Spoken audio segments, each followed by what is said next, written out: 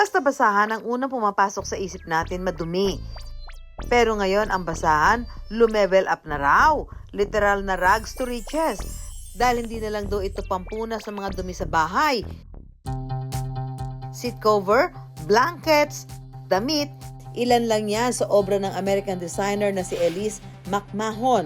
Ang kanyang mga design na feature pa sa sikat na fashion and lifestyle magazine na Vogue noong 2022.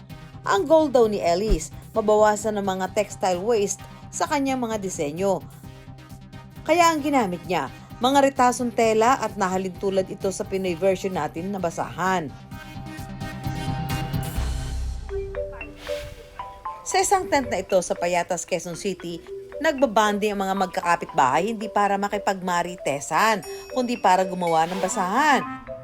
Ang basahan kasi hindi lang basta dinaraanan. Mahalaga ito at kanilang ikinabubuhay.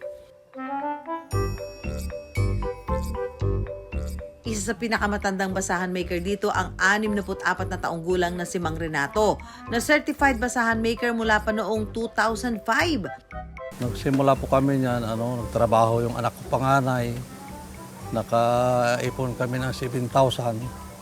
Yun ang nagsimula namin ng puhunan. Yun ang naisip ng asawa ko. Yun, sinundan ko na rin siya. Tinulungan ko na rin siya hanggang lumago yun. 10 hanggang 20 pesos ang presyo ngayon ng basahan. At dahil pandagdag na rin sa kita, naengganyo na rin daw ang mga kabarangay niya na gumawa ng basahan. Natuto sila po nung kami na ang nagbibili ng mga tela. Sila po, lumalapit po sila sa amin. Kasi nakikita nila na pwede pala pagkakitaan ito. Yumao man ang kanyang asawa noong 2018 na ipasa naman niya ang malikhaing paraan ng paggawa ng basahan sa kanyang mga kabarangay. Hanggang sa kalaunan, binuo nila ang grupong PBM o Payatas Basahan Makers, na sa ngayon mayroon lang namang higit 100 miyembro. Malaki po ang naitulong sa amin ito kasi kagaya po namin, may mga asawa nga kami naghahanap buhay. Sa hirap po ng buhay ngayon, kailangan po namin tumulong sa aming mga asawa. Nung panahon nga po na nag-aaral yung mga anak ko, pagka po wala silang baon, pag nakagawa po ako ng 10 yan, kinabukasan baon na po yung mga bata. Ang industriya ng paggawa ng basahan malaking tulong sa textile waste management. Ang mga tela kasi na kanilang gamit, mga retasong tela. At syempre hindi ako magpapahuli. Dumayo ako ng Payatas para masubukan ko rin ang tradisyonal na paggawa ng basahan. Mga ka-wonder, kasama ho natin ang mga basahan makers dito sa Barangay Payatas sa Quezon City. At ang challenge sa akin ngayon ay makagawa ng basahan na gaya ng ginagawa nila. Tingnan natin kung hanggang saan ang aabutin ng powers ko. Kasama natin si Mami Corazon na siya magtuturo sa akin. Sisimulan ko lang yan para ikaw tutapos. Para sa unang step, ilalagay ang tela sa hulmahan. Alternate po ang gagawin Alternate. natin. Yes po. Okay. Ayan po. Saan galing mga tela nyo na to? Sa taytay po. Ay, mga pira-piraso. Opo, yan po pinagtabasan po ng mga Pinagtabasan ng mga tela. Ito po yung pinagkakakitaan po ng mga kananayan dito sa Banata. So, hindi na nagmamarites. Habang nagmamarites, hindi po mawawala yung marites. Ah, talaga? So habang umaandar po yung bibig, Oo. Mahanda din ang kamay. alam mo, di namin alam yung farm mo. Lagi ang nakikita ko. Anong ginagawa? Yung mga walang kamatayan lang ka ba yun? O siya, tama na ang marites. Ako naman ang susubok. Maglagay ng tela sa hulmahan. Ikaw Hindi naman. ba nga makasunod? Yan na. Sakit na pagdadali ng bako. Yung bako yung nadadali.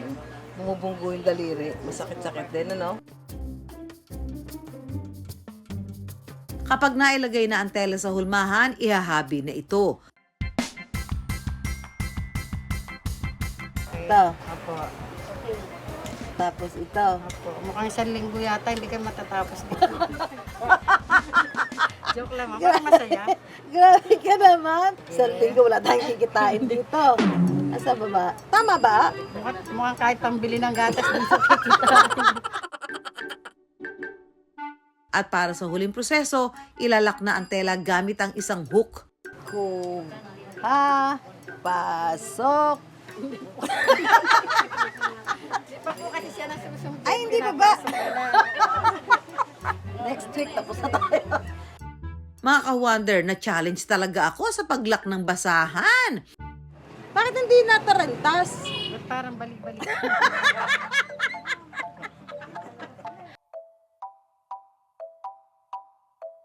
Tatapusin ba to?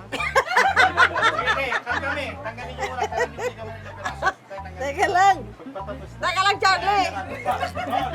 Tinatapos ko pa nga eh.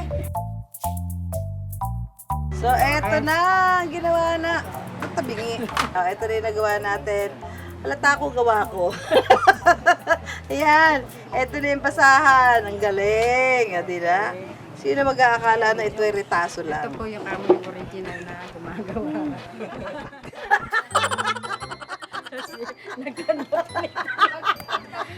May disclaimer! Sige po. Ito po yung gawa ni Ma'am Susan. Ito po yung gawa ni Cora. Oo nga, gawa ni Cora diretso. Sa akin, di ko malaman kung bakit nagkaroon ng mga ganito sa dulo-dulo. Palakpakan natin si Ma'am. Ang mga basahan maker may pakulo pa. Hindi lang daw basahan ang kaya nilang gawin sa mga retasong tela. Ginagawa rin daw nila itong palda na isinusuot nila tuwing nagzuzumba. Yan, mga ka-wonder, bukod dun sa paggawa ng basahan, isa pa sa mga pinagkakaabalahan dito ng mga nanay ay ang pagzumba. Gamit pa rin ang retaso ng basahan na to. Kaya, let's go, ladies! Ang paggawa ng basahan, hindi lang daw nila itinuturing na pagkakakitaan. Ito na ang kanilang buhay.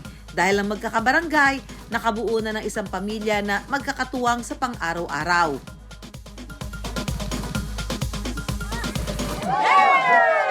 Nakasabay. Galing. Sanay na sanay. Sanay na sanay. Lalo na si Coach. Parang nag-agahan ng marami.